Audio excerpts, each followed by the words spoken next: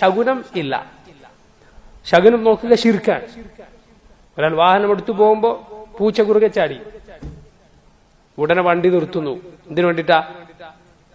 ബാക്കിൽ വേറെ വണ്ടി വരുന്നുണ്ട്, അവൻ ആദ്യം പോട്ടെ, എന്തെങ്കിലും അപകടം വരാനുണ്ടെങ്കിൽ അവനായിക്കോട്ടെ.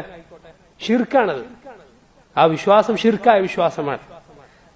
അങ്ങനെ വല്ലതും മനസ്സിൽ വന്നു പോയാൽ ഒരുവൻ പറയുക, അല്ലാഹുമ്മ ലാ തൈറ ഇല്ലാ തൈറുക് വലാ ഖൈറ ഇല്ലാ ഖൈറുക് വലാ ഇലാഹ ഗൈറുക്.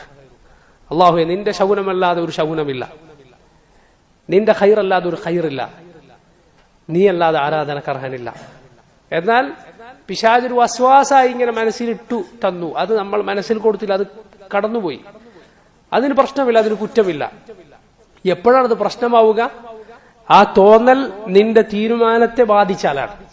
നിന്റെ പോക്കിനെയോ അല്ല തിരിച്ചുവരവിനെയോ സ്വാധീനിച്ചാൽ, പൂച്ച പോയി എന്നുള്ളതുകൊണ്ട് അവിടെ നിർത്തി, അത് പ്രശ്നമാണ്.